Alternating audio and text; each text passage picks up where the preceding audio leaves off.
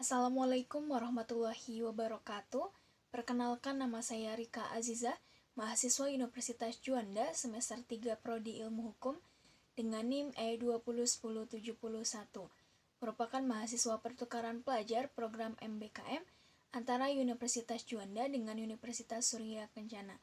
Baik, saya di sini akan mereview pertemuan ketujuh mata kuliah Hukum Administrasi Negara dengan dosen pengampu yaitu Bapak Dr. Haji Dadi Mulyadi SHMH dan Bapak Dr. M. Rendi Aridayandi SHMH.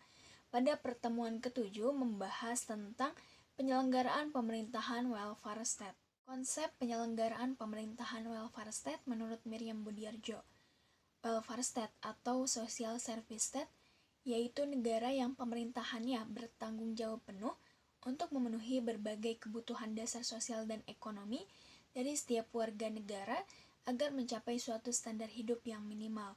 Sedangkan Utrecht atau konsep negara penjaga malam atau liberalisme, negara hukum dalam arti sempit yaitu pemerintah hanya mempertahankan dan melindungi ketertiban sosial secara ekonomi berdasarkan asas laissez-faire laissez-aller, di mana negara dilarang keras untuk mencampuri perekonomian maupun bidang kehidupan sosial lainnya. Nah, dalam negara liberal, peran negara menjadi sangat terbatas. Karena apa? Karena hanya mengatur hal-hal yang menyangkut masalah-masalah publik, yang sifatnya hanya sebagian kecil dibandingkan dengan masalah privat. Nah, negara hukum modern adalah di mana pengakuan dan penerimaan terhadap peranan-peranan yang dilakukannya sehingga suatu kekuatan yang aktif dalam rangka membentuk kondisi sosial ekonomi dan lingkungan fungsinya. Nah, akibat perkembangan peranan dan fungsi administrasi negara, yang pertama bertambahnya jumlah personal penyelenggara fungsi publik, maka diasumsikan terjadi peningkatan jumlah korban sebagai akibat penekanan rezim pemerintahan. Kemudian yang kedua, memungkinkan terjadinya pemusatan kekuasaan pada administrasi negara atau kebebasan untuk bertindak atas inisiatif sendiri. Nah, kemudian ada pembatasan kekuasaan penyelenggaraan pemerintahan. Nah, suatu kekuasaan cenderung diselewengkan, apalagi jika kekuasaan itu sedemikian luasnya dimiliki. Maka sudah tentu kekuasaan ini membutuhkan upaya pembatasan. Nah, pembatasan dalam arti luas menurut John Locke dibagi menjadi 3.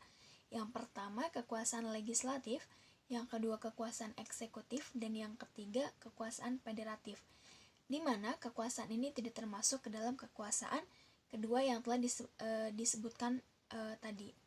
Kemudian menurut Montesquieu, pemisahan murni pembatasan meliputi kekuasaan legislatif, kekuasaan eksekutif, dan kekuasaan yudikatif. Sedangkan menurut Van Vollenhoven, dengan teori catur praja diantaranya yang pertama ada fungsi bestur eksekutif, fungsi kepolisian, fungsi peradilan, fungsi pembuat peraturan atau regeling. Kemudian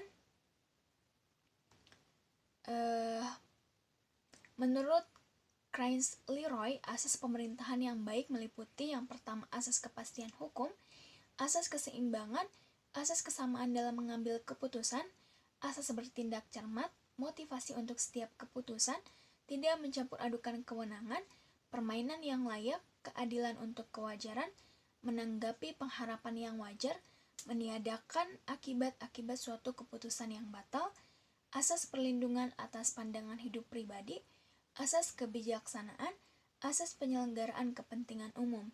Nah, sedangkan pembatasan dalam arti sempit yaitu upaya untuk membatasi penyelenggaraan kekuasaan negara atau pemerintah melalui perangkat-perangkat hukum administrasi negara. Nah, dalam arti sempit ini pada dasarnya dapat dirinci menjadi 2 bagian.